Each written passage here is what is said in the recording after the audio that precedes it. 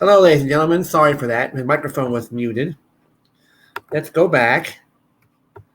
And the analysts at Signal Research Group aren't making any predictions about the future success of Open Radio Access Network RAN, but their test with the Dish Network in Las Vegas shows some inconsistencies in performance. Woo-hoo-hoo. Illustration on the cover of the June 22nd report, sums it up. It depicts two versions of Dish chairman Charlie Ergen. One where he's extremely calm, or where he's seemingly calm, cool, collected, using the equipment of longtime infrastructure vendors Nokia and Ericsson. And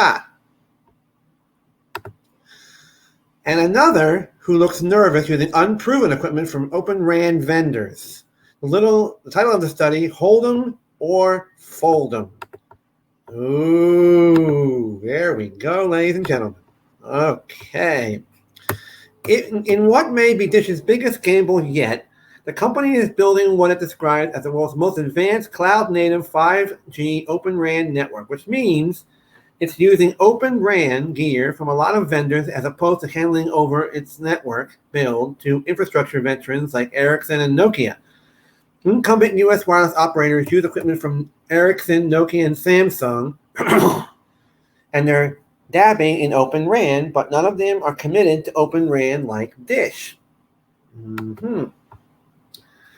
SRG tests were done over 2 days in late May. They used two Motorola Edge Plus smartphones on the Dish network and two Samsung Galaxy S20 smartphones on the T-Mobile network.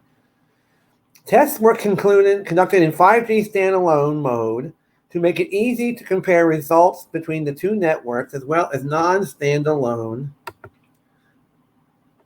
mode when conducting the voice calls. That meant voice calls on the T-Mobile network were VoLTE, and while on the Dish network they were VoNR calls, voice over new radio. Scores on the T-Mobile VoLT network were consistent and overall higher than on the Dish VoNR network. Calls on the Dish network vary, such as poor voice quality. Call could occur immediately after great voice quality and call, while stationary in good RF conditions.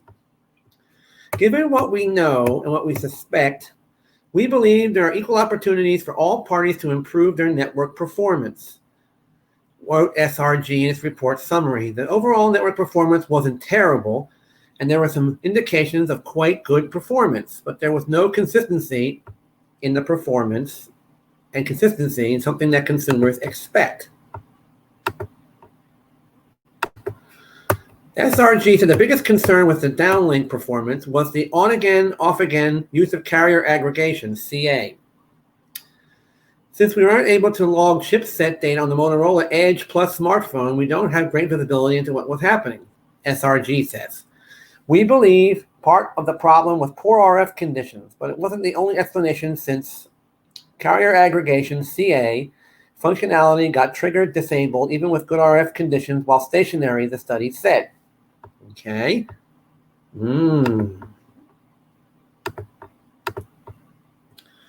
To conduct the test, SRG collaborated with 3 test and measurement companies: Vancouver Americas, Spirient Corporation, and Rohde and Schwartz.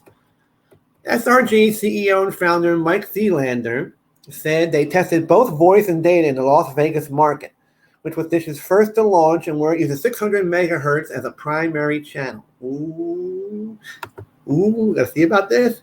Let's see how bad it is, or how good it is, for that matter. Definitely, Dish has a lot to do to improve their coverage, both in terms of actually getting the signal there, but also making sure it has a good signal quality, he told Fierce. Bottom line on the drive testing, definitely the poor network coverage had a big impact on testing, both the downlink and the uplink, but there were 2 other issues. I think, like carrier aggregation, that were separate from what was happening with the radio conditions. Earlier this month, Dish met its deadline for 20% of the U.S. population as required by its deal with the U.S. government. But analyst Roger Ettner founder of Recon Analytics, said that's the easy part. Meeting next year's deadline, reach 70% of the population, also won't be too difficult. But the hard part will be meeting the coverage requirement of 75% of the population in each of the 400 or so partial economic areas, PEAs, by mid-2025.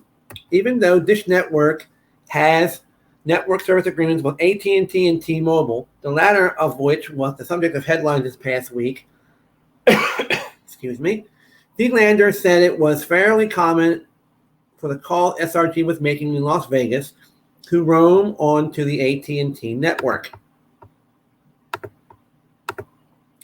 You're driving along and you're testing, and you're on the Dish 5G network, and then all of a sudden you're on the AT&T network.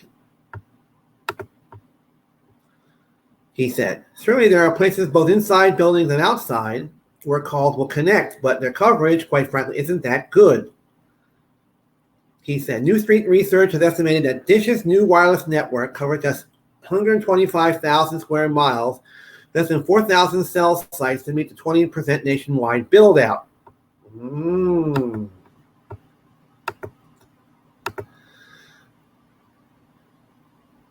Requirement. Speaking with Spheres this week, Dish Wireless President and COO John Swinnerania, if I pronounced that correctly, would not confirm specifically. He said Dish is due to make a July 14th filing with the FCC about a 20% network build-out.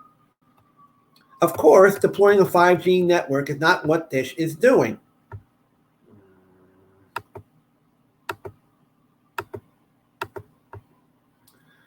It's also building a wireless retail business, and it's hinted at big things in the enterprise space. But how fast it all happened in anyone's guess. The end, recall that Dish initially was supposed to launch quite a while ago. Dish is doing 5G standalone. They've got Amazon doing the cloudification of their core network. They're doing carrier aggregation. They're doing VoNR, voice over NR, new radio. That's a very huge degree of difficulty, Zieglander said. On the one hand, you get to cut them some slack. But on the other hand, consumers don't care if they've got it hard. They just want a good experience and a good constant experience. Yes, we just want a phone that turns on. You can make phone calls, text, and data. That's all we want it to go. We don't care what the company does. One can even conclude what it's accomplished as it is impressive given all the challenges. However, if you're paying for the service, you don't care. What you care about is getting a good user experience. It can be good, especially if you're stationary and in a good RF environment, but it could be equally quite bad. See, that's all we want out there, ladies and gentlemen. Just buy a phone, choose a plan, turn it on, make sure you got good texting, good calling, and good dating. D-A-T-A-I-N-G, data-ing. That's a new word for you, everybody. That's all we want, okay? That's all we basically want. It's an open question as to how much time it should take. It could be one software upgrade, and a lot of these problems are solved, Zieglander said. But the network coverage thing is real, and it's not going to be easy. All right, ladies and gentlemen. Well, thank you very much for attending this video today and watching. Please like, dislike, share, and subscribe to the channel if you haven't already. And thank you for watching. Have a great day, a great rest of your week, and we'll see you soon. Take care. Doo, doo, doo, doo.